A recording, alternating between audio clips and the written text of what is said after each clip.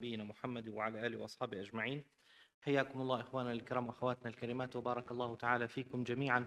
سعيد أن أكون لأول مرة في حياتي في مدينة ديار بكر وبين أهلي في هذه المدينة الطيبة المباركة. لكم في القدس مكان معروف، فرباط الكرد معروف عند باب الحديد في المسجد الأقصى المبارك. ولسعادة قنصل أفغانستان لكم في القدس زاوية معروفة، الزاوية الأفغانية، وشيخها الشيخ عبد الكريم الأفغاني ما زال حيا إلى اليوم. فلكم في القدس موقع ينتظره أهلكم هناك بإذن الله، وينتظرونكم إن شاء الله عند الفتح القريب بإذن الله رب العالمين. الحديث اليوم إن شاء الله في هذا الموضوع يتعلق بالمشروع الصهيوني. لن آتي هنا لأحدد لك شعارات معينة تتكلم عن سقوط المشروع الصهيوني، فهذه مسألة نتفق عليها جميعا. لماذا؟ لأن الله عز وجل قد وعد بسقوط هذا المشروع وانتهى الأمر. ولكن ما نتحدث عنه في هذه الدقائق هو تحول المشروع الصهيوني بناء على أحداث 7 أكتوبر من العام الماضي، وما حدث طوال هذا العام، وما سيحدث خلال الفترة القادمة، لأن الحدث ما زال في قلبه وما زال لم ينتهي، بل ربما يزيد ويتوسع كما يرى كثير من المراقبين. ينبغي أن نفهم نقطة مهمة جدا تتعلق بمشروع دولة الاحتلال. وعندما أذكر، عذرا منكم عندما أقول هنا إسرائيل، فأنا أعني فقط التسمية التي تؤخذ في الكتب ولا أعني شيء آخر. دولة الاحتلال الإسرائيلي عندما قامت على شكل تختلف تماما أو يختلف تماما عما نراه اليوم، وهذه النقطة التي أريد أن نفهمها جيدا اليوم. عندما قامت إسرائيل كحالة أي مشروع سياسي في التاريخ، كل مشروع يمر بتغييرات في تاريخه وفي زمانه. مرت كذلك الدولة الفرنسية على سبيل المثال ب3 جمهوريات. الجمهورية الفرنسية التي نعرفها اليوم هي الجمهورية الثالثة. كذلك دولة الاحتلال. دولة الاحتلال الإسرائيلي مرت في تاريخها إلى اليوم ب3 مراحل. يمكن أن نسميها دولة إسرائيل الأولى، دولة إسرائيل الثانية، ونحن الآن في مرحلة تكون ما يمكن أن نسميه المشروع الصهيوني الثالث، أو ما يسمونهم دولة إسرائيل الثالثة.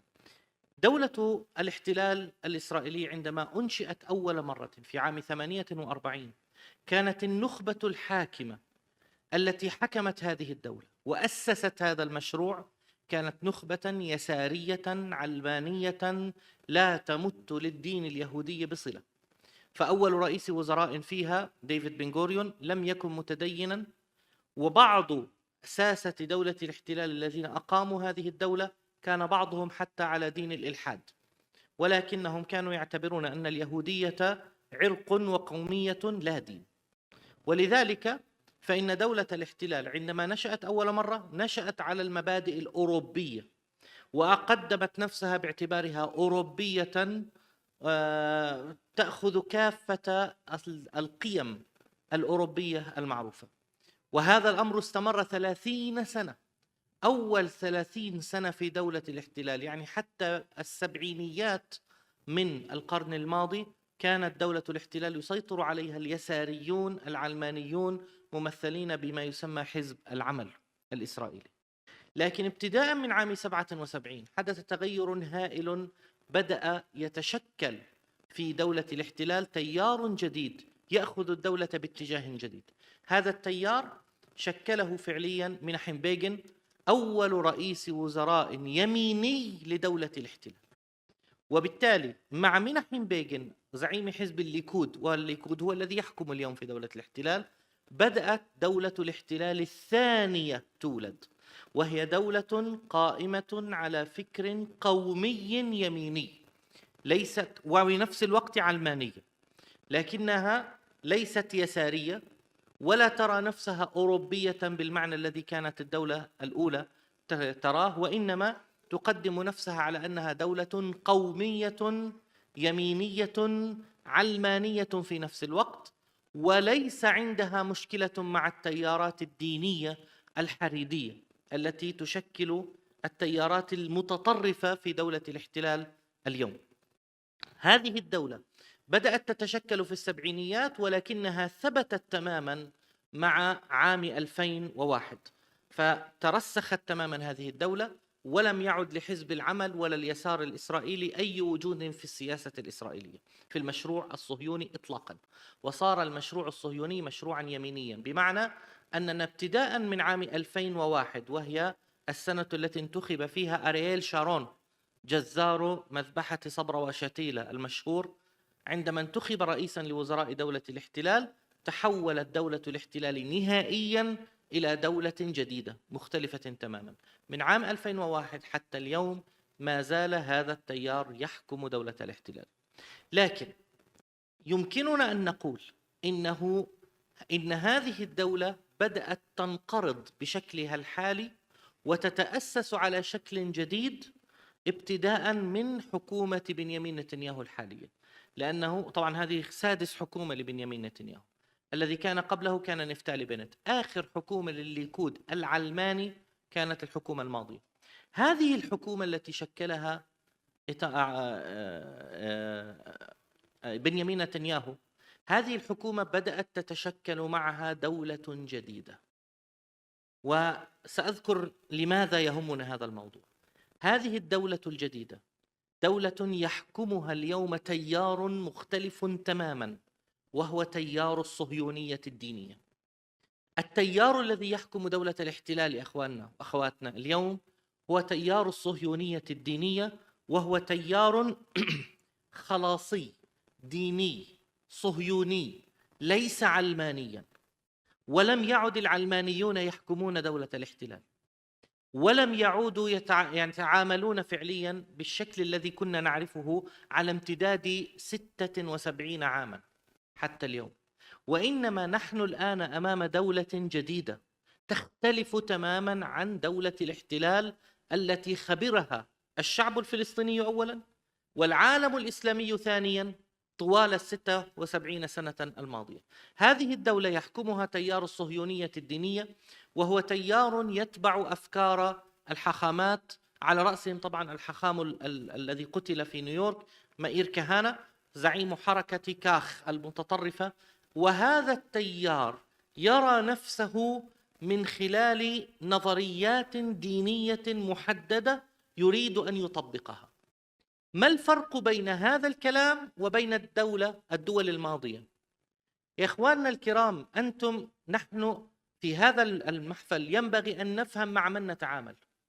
دولة الاحتلال القديمة سواء الأولى أو الثانية كانت تطوع الدين اليهودي لأجل مصالح سياسية، لكن الدولة الجديدة التي تتشكل الآن بقيادة إيتمار بن غفير وبيتسلايل سموتريتش وهؤلاء المتطرفين من أتباع تيار الكهاني، هذه الدولة تكيف السياسة لأجل تطبيق مفاهيمها الدينية، يعني عكس ما كانت دولة الاحتلال تفعله سابقا. لماذا؟ لأن هذه التيارات تتبع ما يسمى بالتيار الخلاصي، وهذا التيار الخلاصي ما هو؟ هو تيار ديني يؤمن بأننا على وشك أن نصل إلى يوم القيامة، وأن هذا الزمان هو زمان نزول المسيح المنتظر عنده، وأنه يجب أن يكون المسيح المنتظر أن يتم تجهيز الأرض لنزول المسيح المنتظر ولأداء ما يسمى بالخلاص الأخير للبشرية جمعاء. ما خطورة هذا الكلام؟ خطورة هذا الكلام أنه في الزمن الماضي كان السياسيون الإسرائيليون الصهاينة يخشون من الاقتراب من خطوط حمراء، أولها المسجد الأقصى لحساسيته الدينية. لماذا؟ لأنهم لم يكونوا يقبلون بأن يتحول صراعنا معهم إلى صراع ديني، ولذلك كانوا يحاولون دائما أن يبتعدوا ويبعدوا الدين عن هذا الصراع. نحن الآن أمام تيار جديد يريد أن يجر العالم كله إلى صراع ديني، وبالعكس هو الذي يسعى إلى الصراع الديني. لماذا؟ لأنهم يؤمنون بنظريات في غاية الغرابة، لا أدري إن كان أحد هنا قد سمع بها أم لا. يؤمنون بنظريات غريبة مثل نظرية يد الله العظمى التي تقول هم يد الله في الأرض، وأن الله عندما وعد بني إسرائيل بمواعيد محددة ووعود محددة مثل نزول المسيح ومثل إنزال المعبد أو الهيكل الثالث يقولون عن أنفسهم إنهم هم اليد التي جعلها الله في هذه الأرض لكي تحقق هذه الوعود.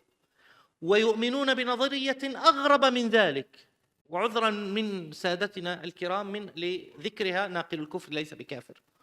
يؤمنون بنظرية تسمى نظرية توريط الرب، بمعنى أن تصنع كافة الظروف التي وعد بها الله في التوراة حسب رؤيتهم، بحيث حاشا لله يضطر الرب لتنفيذ وعده وإنزال المسيح المنتظر وبناء الهيكل في مكان المسجد الأقصى.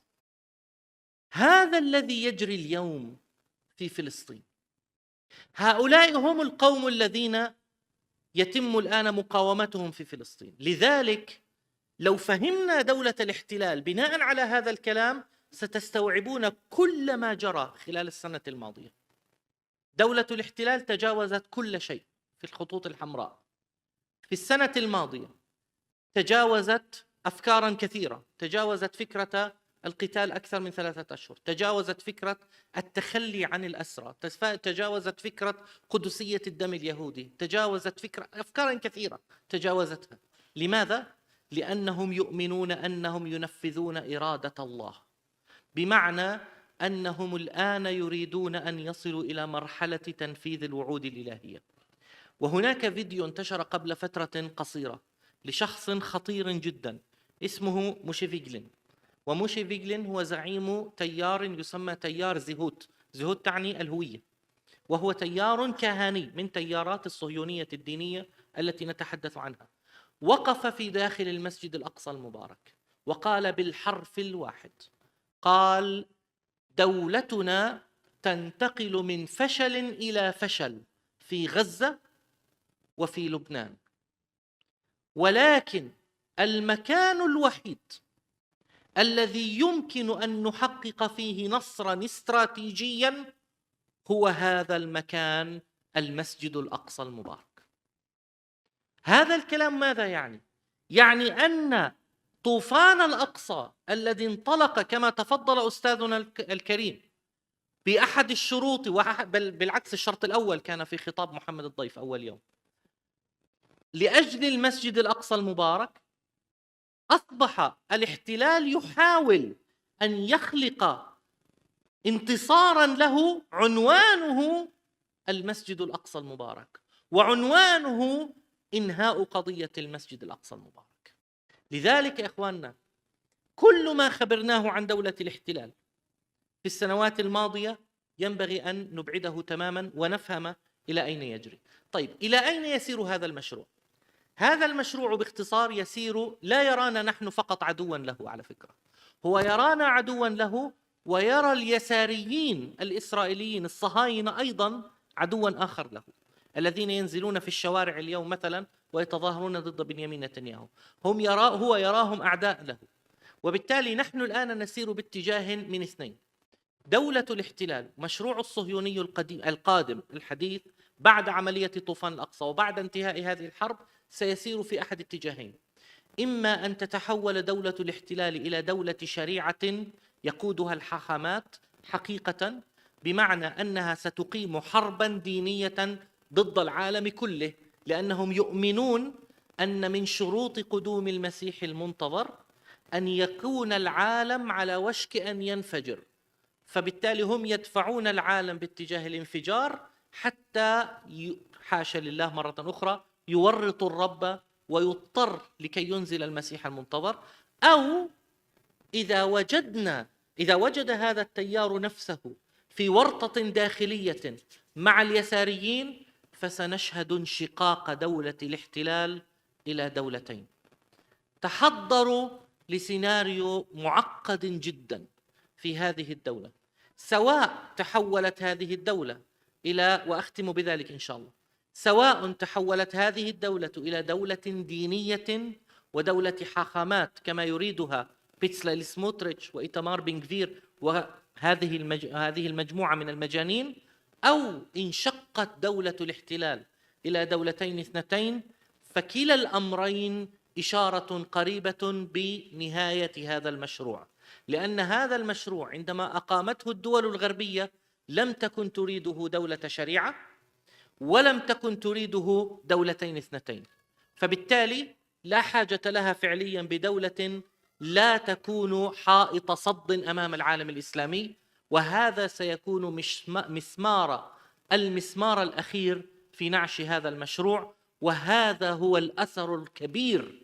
الذي حققته عملية طوفان الأقصى التي كشفت هذا المشروع وجعلته يقتات على نفسه ويتمحور حول ذاته وينشق إلى مشروعين اثنين. نسأل الله عز وجل أن يحقق وعده للمؤمنين بالنصر والتمكين وتحرير هذه الأرض وتحرير المسجد الأقصى المبارك بإذن الله، وأن نكون من الذين يكرمهم الله عز وجل بأن يشهدوا بل يصنعوا هذا اليوم القريب إن شاء الله عز وجل. بارك الله تعالى فيكم، أشكركم جزيل الشكر، والسلام عليكم ورحمة الله تعالى وبركاته. وعليكم السلام ورحمة الله وبركاته. اللهم آمين.